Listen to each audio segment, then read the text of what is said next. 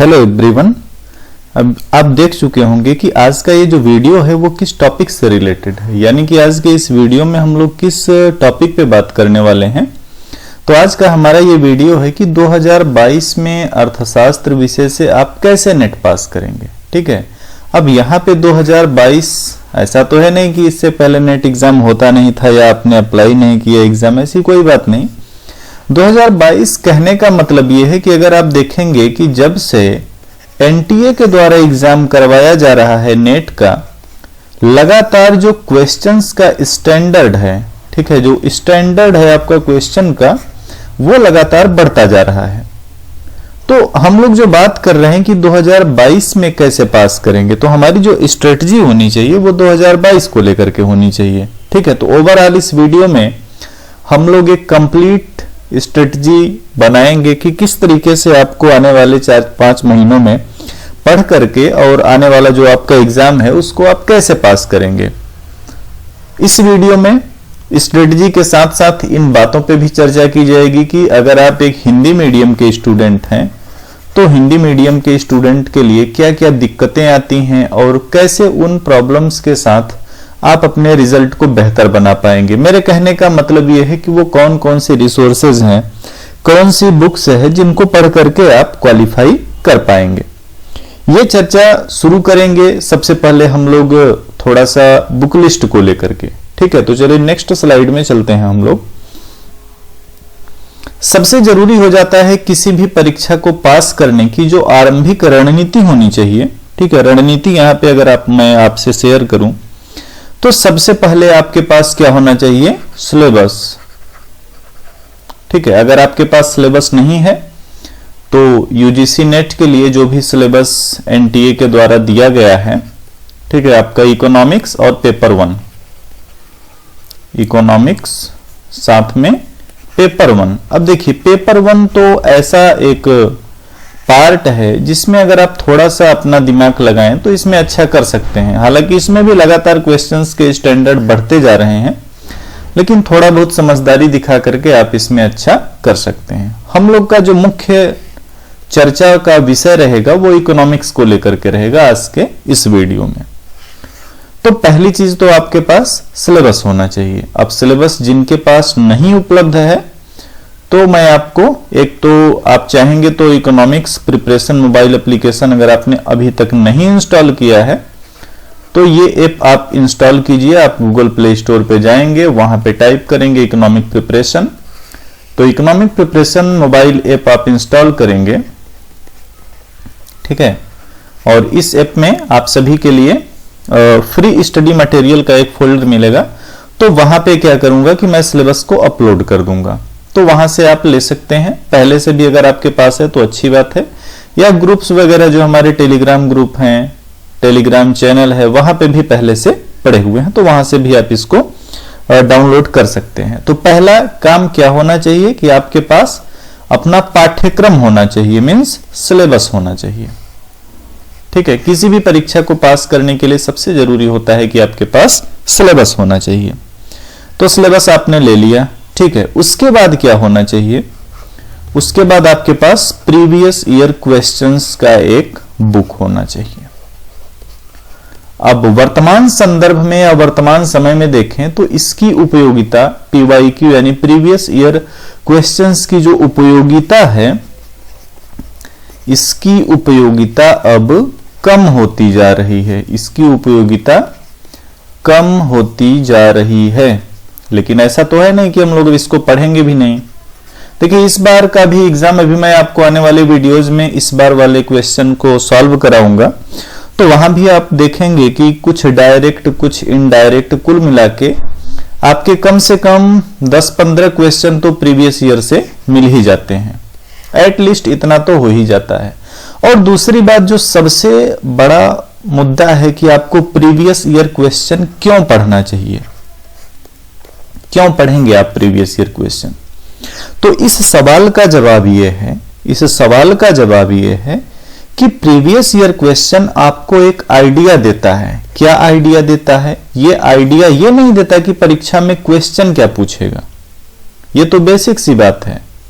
यह इस बात की आइडिया देता है कि आपको अपने सिलेबस में क्या पढ़ना है, क्या पढ़ना है, क्योंकि आपने देखा होगा सिलेबस आपका काफी बड़ा है। किसी भी एक यूनिट से आप शुरू कर सकते हैं। अगर हम लोग उदाहरण के लिए माइक्रो इकोनॉमिक्स को ही ले लें तो आप देखेंगे कि माइक्रो इकोनॉमिक्स में भी कुछ ऐसे टॉपिक हैं जहां से आपसे प्रश्न पूछता ही पूछता है। इस बार वाला भी एग्जाम देख लीजिए, कॉब डगलस प्रोडक्शन फंक्शन, ठीक है, यहां पे इतना ही लिख रहा हूं, कॉब डगलस। ये ऐसा टॉपिक है जहां से अक्सर प्रश्न पूछ लेता है, ठीक है। इसी प्रकार से एसिमेट्रिक इंफॉर्मेशन, एसिमेट्रिक शॉर्ट में लिख दे रहा हूं, इंफॉर्मेशन, इसको हिंदी में क्या बोलते हैं, असममित सूचना, ठीक है। आपके माइक्रो इकोनॉमिक्स के सिलेबस में लास्ट में टॉपिक रखा। अब यहां से भी क्वेश्चन पूछता ही पूछता है, ठीक है। असममित सूचना और कॉब डगलस प्रोडक्शन फंक्शन, ये मैंने सिर्फ 2 एग्जाम्पल बताए। तो मेरे कहने का मतलब ये है कि जब आप PYQ देखेंगे, प्रीवियस ईयर क्वेश्चन देखेंगे, वहां से आपको आइडिया मिलेगा कि आपको अपने पाठ्यक्रम में से क्या पढ़ना चाहिए, ठीक है। मैं सिर्फ यहां पे इकोनॉमिक्स की बात कर रहा हूं। हम लोग किसी एक वीडियो में पेपर 1 के लिए भी स्ट्रेटजी को शेयर कर सकते हैं, लेकिन आज के इस वीडियो में हम लोग सिर्फ इकोनॉमिक्स को देखेंगे कि इकोनॉमिक्स की कहानी आपको कैसे अपनी तैयार करनी है, किस तरीके से आप आने वाले एग्जाम में बेहतर करें, ताकि आपके हाथ में एटलीस्ट एक नेट का सर्टिफिकेट तो मिल ही जाए, ठीक है। तो इस पे हम लोग चर्चा करेंगे। तो अभी तक क्या बात हुई, अभी तक की जो कहानी थी वो ये थी कि आपके पास क्या होना चाहिए, एक तो सिलेबस होना चाहिए, दूसरी चीज PYQ की एक बुक होनी चाहिए। अगर आपके पास बुक नहीं है, प्रीवियस ईयर के क्वेश्चंस भी अगर आपने कहीं से कलेक्ट कर रखे हैं तो भी आपका काम हो जाएगा। उसके बाद पहुंचते हैं हम लोग मुख्य रिसोर्सेस पे। अब देखिए, नेट की जो मुख्य एलिजिबिलिटी होती है वो होती है पोस्ट ग्रेजुएशन। क्या होती है? Post graduation. इसका मतलब यह हुआ कि आपने MA किया है, ठीक है। तो MA किया है तो या तो आपके पास अपने पहले से बने बनाए नोट्स होंगे, या तो आपके पास बुक्स होंगी, और अगर इनमें से 2 में से कुछ भी नहीं है तो आपको कोई कोचिंग ज्वाइन करनी चाहिए। क्यों ज्वाइन करनी चाहिए? क्योंकि सिलेबस इतना ज्यादा है। पाठ्यक्रम जो है आपको, पाठ्यक्रम क्या है यहां का? पाठ्यक्रम ज्यादा है। तो जब पाठ्यक्रम ज्यादा है और उसको आप खुद से कवर करेंगे तो इसका साइड इफेक्ट या इसकी दिक्कत क्या होगी? आपको समय अधिक लगेगा। कैसे? सेल्फ स्टडी से समय अधिक लगेगा। लेकिन अगर आपने कोई कोचिंग ज्वाइन कर लिया, मैं यहां पे अपने कोचिंग को बढ़ावा देने वाला नहीं हूं कि मैं आपसे ये बोलूंगा कि आप मेरी क्लासेस को ज्वाइन कीजिए और आपका जल्दी से सब कुछ हो जाएगा। ये बाद की बात है। मैं भी क्लासेस चलाता हूं, आप चाहेंगे ज्वाइन करेंगे, वो आपका व्यक्तिगत रुचि का विषय है। कोई भी कोचिंग आप ज्वाइन कर सकते हैं। तो कोचिंग वाले क्या करते हैं, आपको 4 या 5 महीनों, कुछ तो हाँ इतना तो लग ही जाएगा, 4 से 5 महीनों में वो आपके पूरे पाठ्यक्रम तक आपकी पहुंच बना देते हैं। तो अब ध्यान क्या देना है? सिलेबस, प्रीवियस ईयर बुक और आपके पास रिसोर्सेज। या तो आपके पास नोट्स हो, या तो आपके पास बुक्स हो, और या तो आपके पास कोचिंग हो। चलिए अब थोड़ा सा बुक्स की चर्चा कर लेते हैं। ये भी काफी सारे लोग आप में से पूछते रहते हैं कि कौन सी यूनिट के लिए क्या पढ़ा जाए। तो एक एक यूनिट करके हम लोग यहाँ पे चर्चा करेंगे। मैं आपको बुक्स का नाम भी लिखूंगा, अगर आप चाहें तो उसे नोट कर सकते हैं, या कोई नई बुक वगैरह परचेज करना है तो इस हिसाब से वो भी आप कर सकते हैं। चलिए, तो पहली यूनिट हमारी सिलेबस में शुरू जो होती है वो होती है माइक्रो इकोनॉमिक्स से।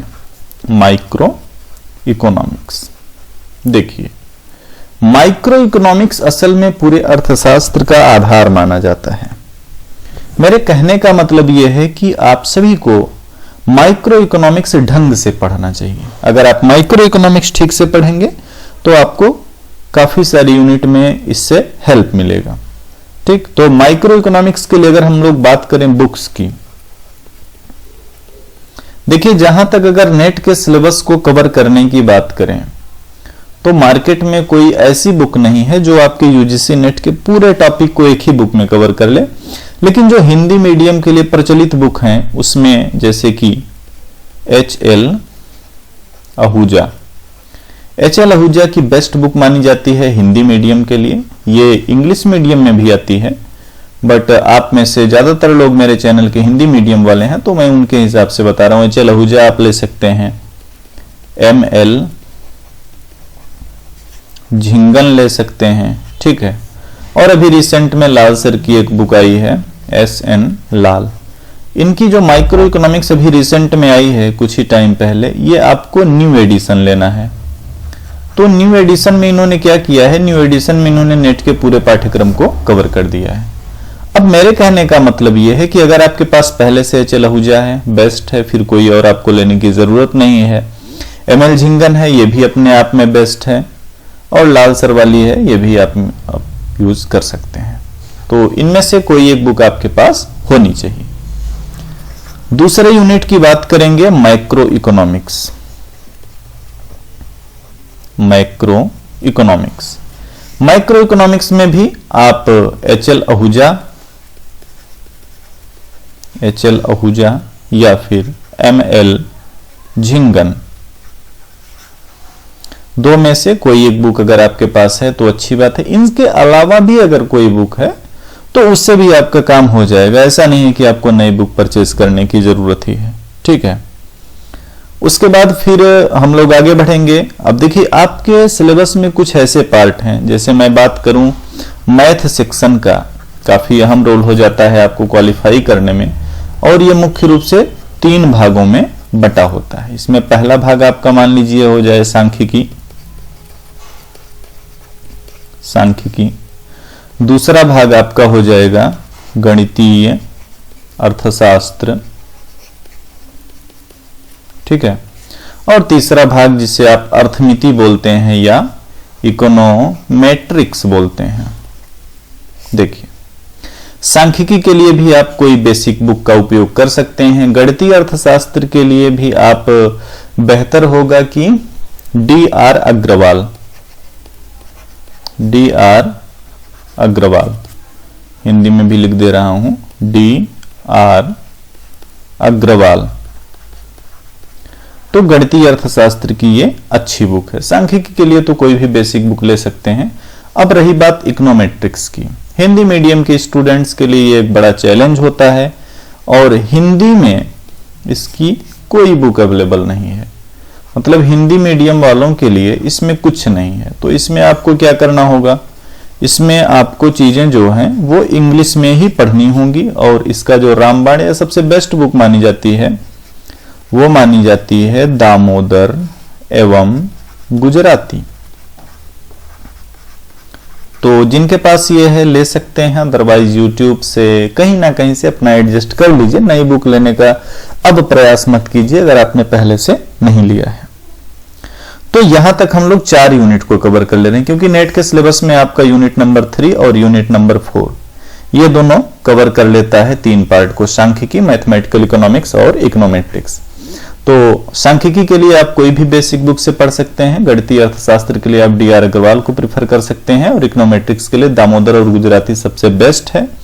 बट मैं आपको यह नहीं कहूंगा कि आप बुक लेके बैठिए, क्योंकि टाइम आपके पास कम है, तो ऐसे में पूरी चीजों को कवर नहीं कर पाएंगे। आगे बढ़ेंगे हम लोग, और ये जो अगला हमारा यूनिट है, यूनिट नंबर 5, ये है आपका इंटरनेशनल ट्रेड। इंटरनेशनल ट्रेड, अब इंटरनेशनल ट्रेड की भी ढेर सारी बुक्स हैं, बट अगर हिंदी मीडियम की बात करें तो अगर आपके पास ML झिंगन की बुक है तो आपका काम आसानी से हो जाएगा। ML Jhingan,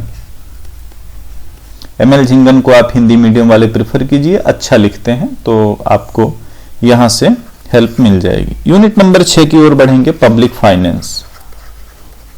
public finance means लोक वित्त। अब देखिए लोक वित्त जो है इसके लिए ढेर सारी बुक मार्केट में अवेलेबल हैं, जैसे एक SK सिंह की बुक आती है। अभी अगर आप नेट के हिसाब से देख रहे हैं तो आप इसमें आपके सामने ढेर सारे ऑप्शन हैं, जैसे SK सिंह की बुक आती है, ठीक है, लाल सर की भी बुक ठीक ठाक है, इसके लिए काफी अपडेटेड आपको मिल जाती है। SN लाल, इनकी भी बुक आपको पब्लिक फाइनेंस की अपडेटेड मिल जाएगी। ठीक है। RK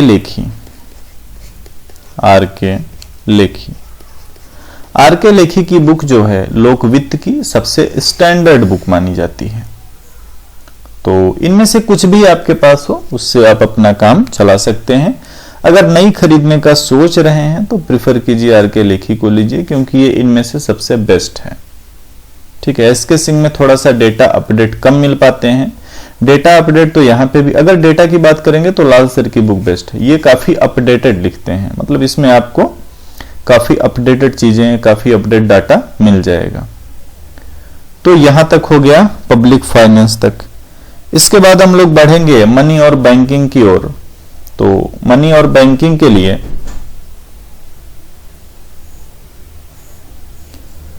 एक मिनट,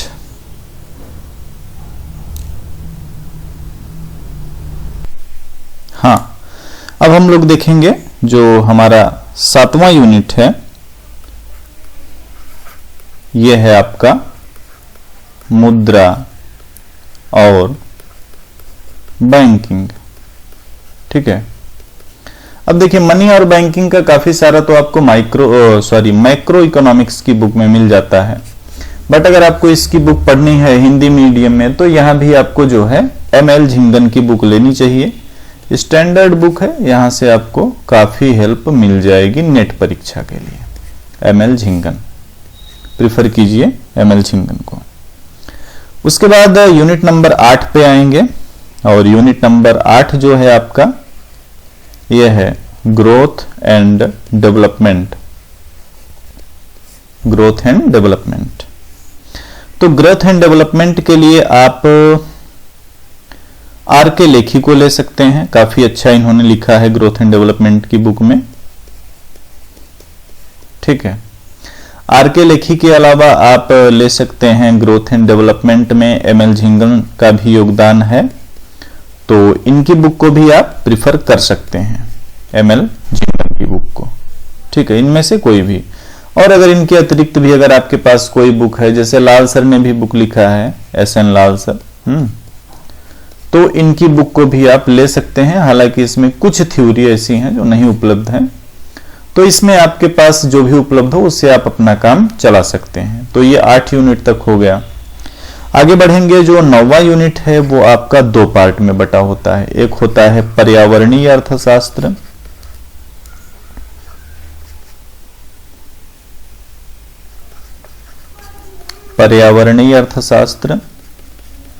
अब देखिए पर्यावरणीय अर्थशास्त्र की कोई ऐसे प्रॉपर बुक नहीं है। ठीक है। हिंदी मीडियम में कोई ऐसी बुक नहीं है, तो इसको जो टॉपिक हैं इसको आप जैसे YouTube हो गया, जैसे पर्यावरणीय अर्थशास्त्र के 2-3 वीडियो तो मैंने ही अपलोड किए हुए हैं चैनल पे, जो कि आपके नेट के सिलेबस को कवर करते हैं। तो इस तरीके से YouTube से हेल्प ले सकते हैं इसके बारे में। उसके बाद इसमें जो अगला है वो है डेमोग्राफी। ठीक है। इसमें ए क्या हो गया था, पर्यावरणीय, B डेमोग्राफी। डेमोग्राफी में JP मिश्रा, अगर आप बुक लेना चाहते हो JP मिश्रा सर की बुक लीजिए डेमोग्राफी के लिए, शॉर्ट में अच्छी बुक है, तो यहां से आप डेमोग्राफी को। लास्ट यूनिट है आपकी भारतीय अर्थव्यवस्था, जो कि पूरे अर्थशास्त्र के रीढ़ की हड्डी मानी जाती है।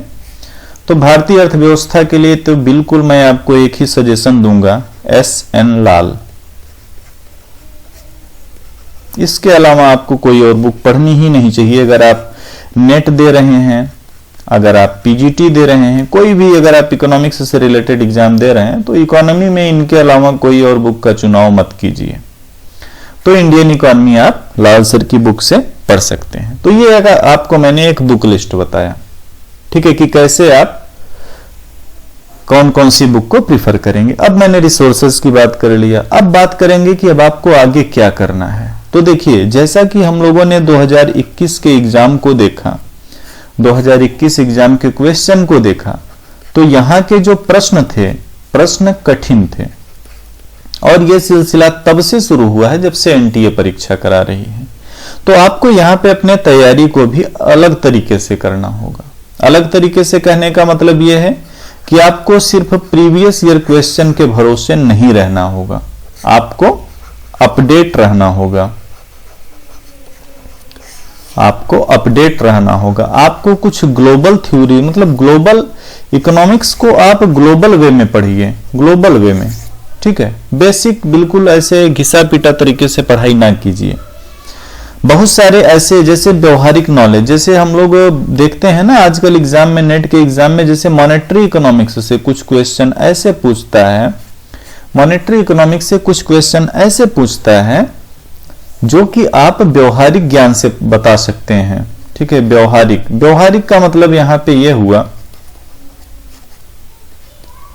व्यवहारिक का मतलब यहां पे ये हुआ कि जो हम लोग आमतौर पे सुनते हैं, जैसे अब मान लीजिए रिजर्व आरबीआई द्वारा मान लीजिए ये जो बीच बीच में मौद्रिक नीतियों की घोषणा की जाती रहती है, तो उनसे आप उनको पढ़िए, उन रिपोर्ट से रिलेटेड भी आपसे क्वेश्चन पूछ लेते हैं।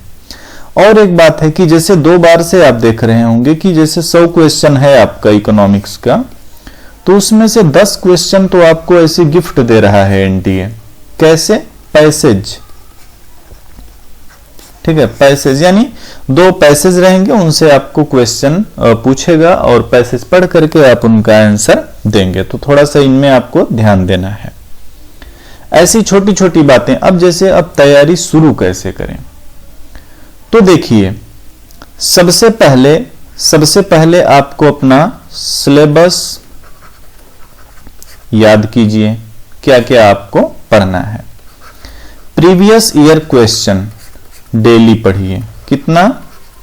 At least daily 1 hour, daily 1 hour आप प्रीवियस ईयर क्वेश्चन को पढ़िए।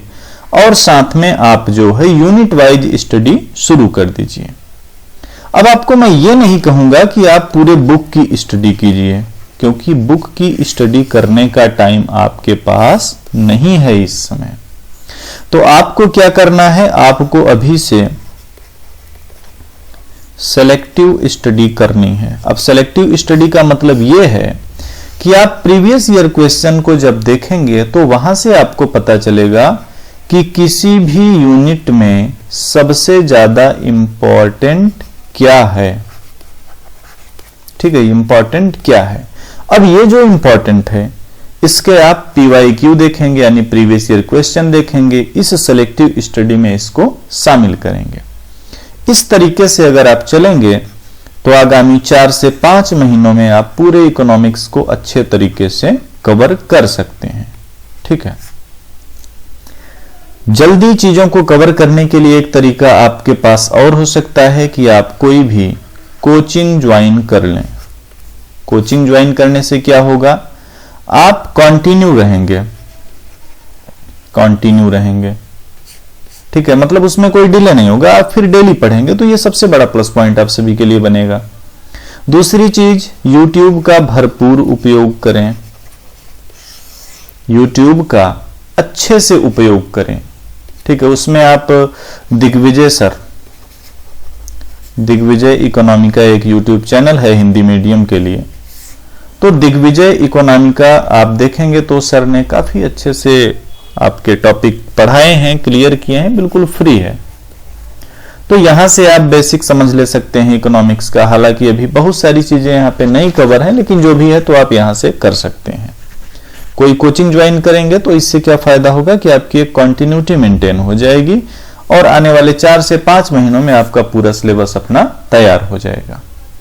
अच्छा, ये एक फ्रेशर्स के लिए चर्चा थी। ऐसे लोग जो कि पहले से 2-3 बार एग्जाम दे चुके हैं, रिपीटर टाइप के, उनको क्या करना चाहिए, उनको इस बार के क्वेश्चन पेपर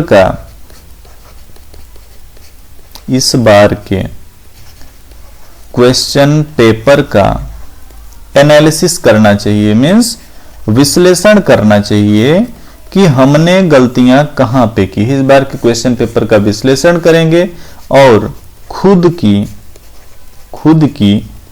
गलतियों को खोजेंगे,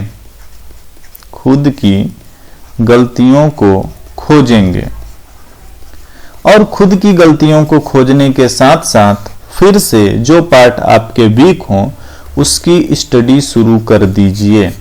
ठीक है, इस तरीके से आप रिपीटर लोग क्वालिफाई कर सकते हैं जो कि काफी टाइम से परेशान हैं, नेट नहीं हो पा रहे हैं, तो इस तरीके से वो कर सकते। फ्रेशर्स का मैंने पूरा बता दिया कि आपको अपना सिलेबस देखना है, आपको PYQ डेली देखने हैं और आपको जो है इंपॉर्टेंट और सेलेक्टिव टॉपिक वाइज स्टडी शुरू कर देनी है। आपका कोर्स जल्दी खत्म हो इसके लिए आप किसी भी कोचिंग का सहारा ले सकते हैं। ठीक है, ऑनलाइन ऑफलाइन जो भी आपको बेहतर लगे तो ले सकते हैं। इससे क्या होगा, आपका कम टाइम में सारी चीजें कवर हो जाएंगी। तो ये मेरी तरफ से एक छोटा सा प्रयास था ये बताने के लिए कि अब आपको नेट के लिए कैसे पढ़ना चाहिए, क्या करना चाहिए, कौन कौन सी बुक्स पढ़नी चाहिए, वो सारी चर्चा मैंने आपसे यहाँ पे किया है। आने वाले वीडियो में एक पेपर 1 की हम लोग बात करेंगे कि उसमें कैसे आपको क्या करना चाहिए, और उसके बाद जो वीडियो आएगी उसमें मैं आपको नेट 2021 के क्वेश्चंस सॉल्व कराऊंगा। इससे क्या होगा, इससे आपका कॉन्फिडेंस लेवल बढ़ेगा कि आपको जो है कितने क्वेश्चन आ रहे हैं, तो इससे आप मतलब अपने तैयारी की शुरुआत कर पाएंगे। तो इस वीडियो में अगर आपको कुछ जानकारी और चाहिए, कुछ भी पूछना है, तो आप जो है कमेंट बॉक्स में पूछ सकते हैं। हमसे जुड़े रहने के लिए हमारे मोबाइल ऐप को इंस्टॉल कीजिए, इकोनॉमिक प्रिपरेशन नाम से गूगल प्ले स्टोर पे सर्च कीजिए और एप्लीकेशन को इंस्टॉल कीजिए। बुक्स मैंने आपको जो भी बताया है, अगर इनमें से आपके पास पहले से कोई बुक अवेलेबल है तो आपको कोई नई बुक लेने की जरूरत नहीं है, बट अगर आपके पास बुक नहीं है तो आप कोई भी जो मैंने आपको बताया वहां से बुक्स को प्रिफर कर सकते हैं। एक आप लोगों का जो और सवाल आ रहा है कि मुझसे कैसे जुड़ सकते हैं कोर्स के लिए, ठीक है, तो नेट इकोनॉमिक्स का बैच शुरू है और ये आपको कहां पे, economics preparation mobile app, economics preparation mobile app में ये नेट का बैच जो पेड बैच होता है ये चलता है। तो यहां से आप ऐप को इंस्टॉल करके वहां जब आप जैसे ही आप ऐप को इंस्टॉल करेंगे, रजिस्टर्ड करेंगे, तो हमारी तरफ से आपको एक मैसेज जाएगा। तो अगर आपको वहां पे बैच ज्वाइन करना है या कुछ भी पूछना है तो वहां से आप हमसे जो है पूछ सकते हैं। कुछ भी आपको पूछना है तो वहां पे आप हमसे पूछ सकते हैं और बैच में जुड़ सकते हैं। तो ये एक जानकारी थी आप सभी के आने वाले नेट एग्जाम के लिए। और चैनल पे अगर आप नए हैं तो इसे जरूर सब्सक्राइब करें, हमारे साथ जुड़े रहें। आने वाले टाइम में लगातार आपको ऐसी उपयोगी वीडियो मिलती रहेंगी। वीडियो देखने के लिए आप सभी का धन्यवाद। चैनल पे नए हैं सब्सक्राइब जरूर करें और इस वीडियो को अपने दोस्तों तक जरूर शेयर करें।